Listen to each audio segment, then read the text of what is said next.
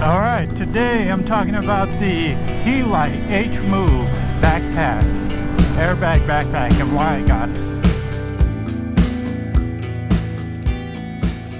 Alright, this is just a quick view of the backpack. You can see how thin the actual cover is. I'm going to put on the backpack part. So it's just this big zipper. I added a keychain to make it easier to use a carabiner to really make sure it's closed. Then in here is the big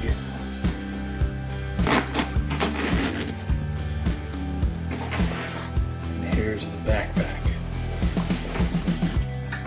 You got your small pouch. You got little things in here. There's the back pouch. Fit a lot of stuff in here.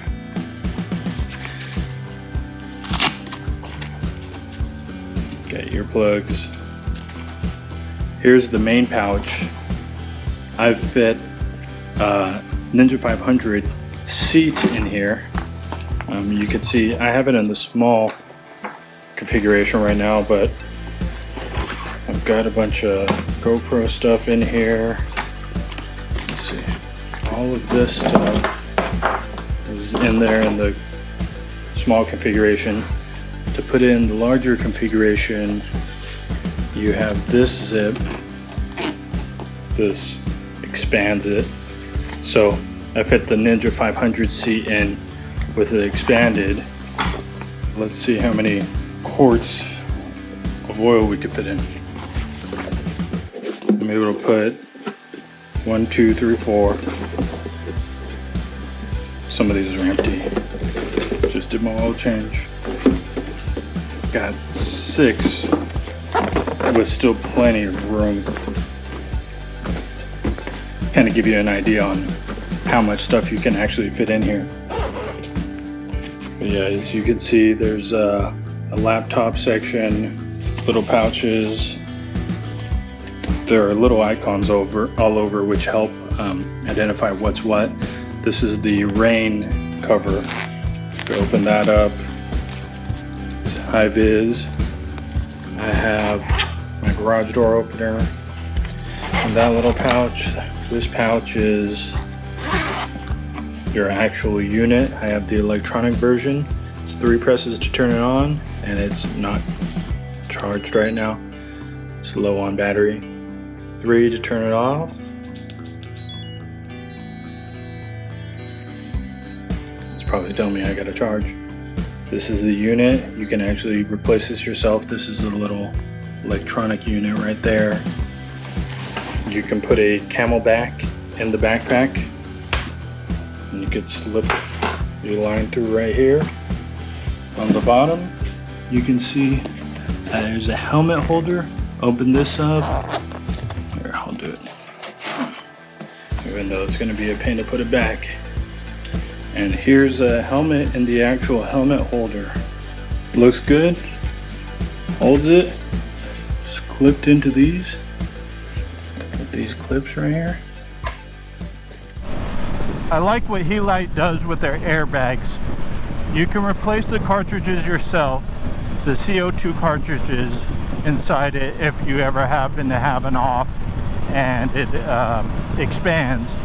You can replace it yourself. You don't have to send it in. Some of the manufacturers of airbags, you have to actually send it in. They have to inspect it. They have to replace it, and it's a couple $100 charge or something like that.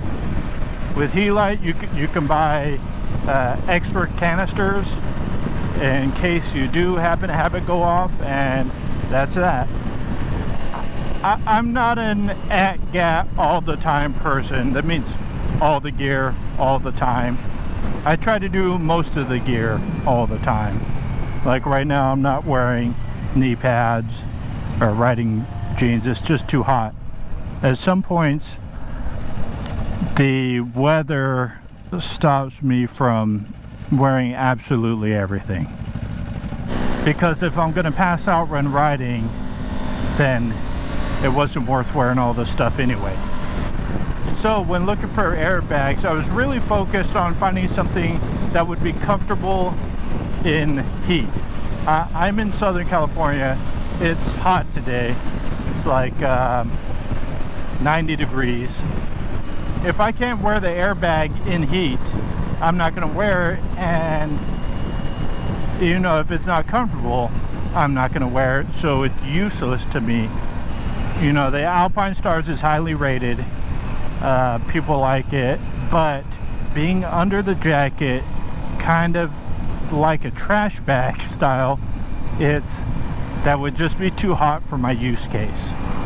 And I knew if I had that, I wouldn't use it.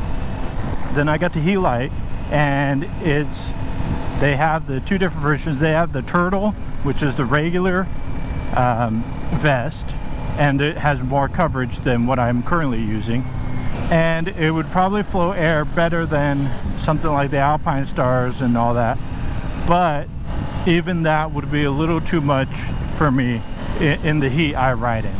So then they came out with the H-Moov backpack, and it solves two separate problems for me.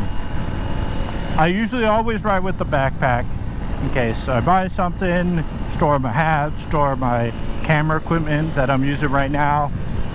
Not only is it a backpack, but it has the added benefit for me as an airbag, because I would already be using a backpack anyway. So now I have an airbag that if something were to happen, I'm going to be more protected.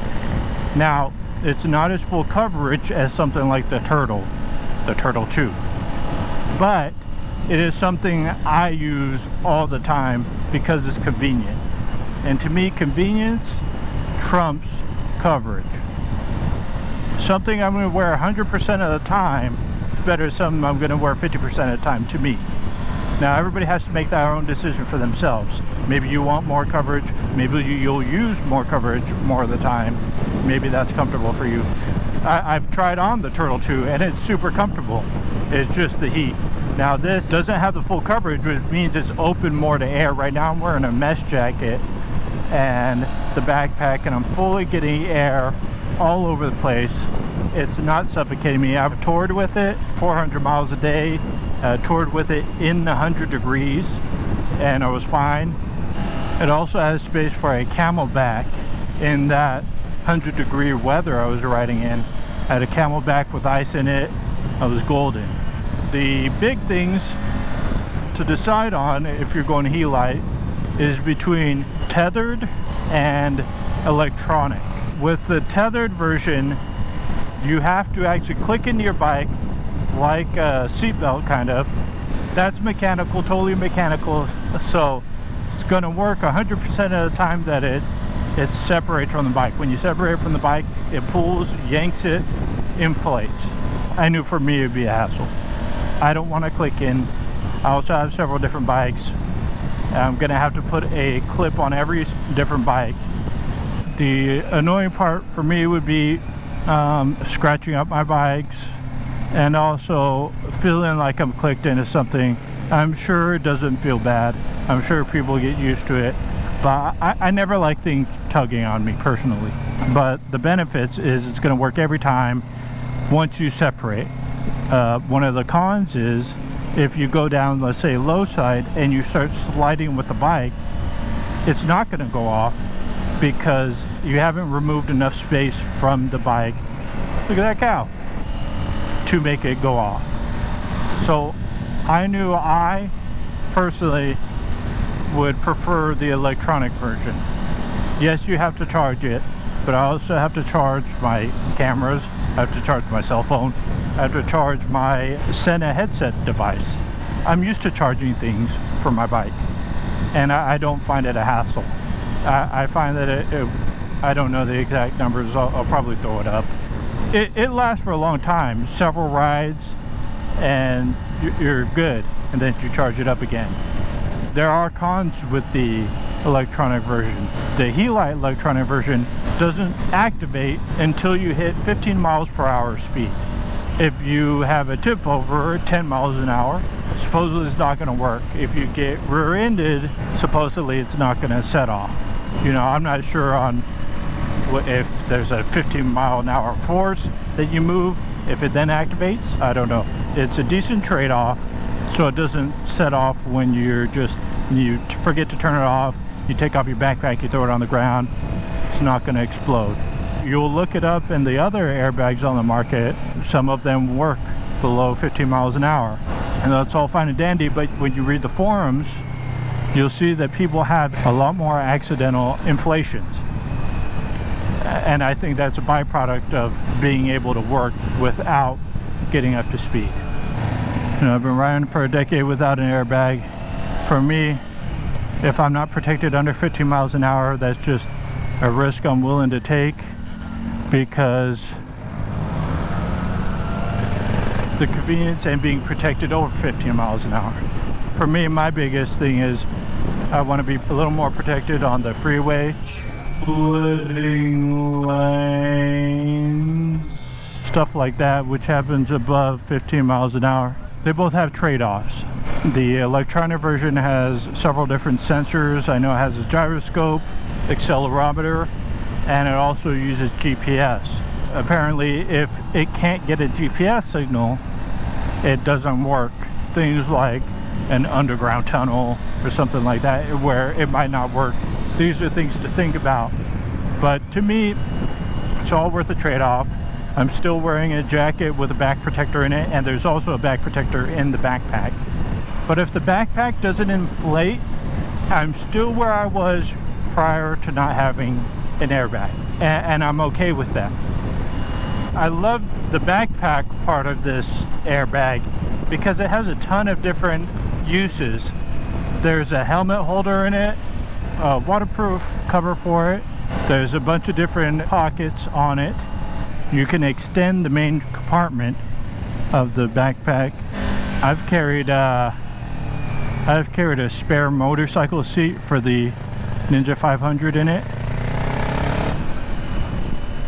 Also, the great thing about this backpack is that it's specific made for riding a motorcycle. I've never had a backpack like that when I rode. I only used regular backpacks. This, with the buckles in the front and the curve inside, it's really unrestricting for your shoulders. You don't even realize it's there. It's got a little weight to it, but I'm used to riding with a backpack with stuff in it, so I don't really even mind it. But it's so much better than a regular backpack because of the shape of it. Really ergonomic, and it's really comfortable. Not only does it act as a backpack, but it comes with a backpack delete cover. When you don't want to use the backpack and you just want it as an airbag, you can zip off the backpack entirely and leave it at home. Or when I was touring on my K1600 recently in California, I put the backpack part inside my top case and had the cover on the actual thing. That way, because I was touring, I didn't want a lot of weight on me the whole time for hours on end, and I had space in my top case. Or when I'm just going out for a ride in the canyons and don't want to bring my camera stuff or anything like that, I can just zip on the cover and it's perfect like that. Even with the backpack cover on, it still works as a smaller backpack. I've gotten 2 submarine sandwiches in there, some other stuff. Fortunately, I haven't actually been able to test the airbag qualities of this. I've been very happy with the purchase of this backpack. At first I was kind of teetering on getting a airbag or not. You know, they're expensive, but at the end of the day I was like, if I went down, knock on something, I'm gonna be pissed if I said, yeah, but I saved that $600 and then I didn't have one, or $800 in probably the case of this backpack.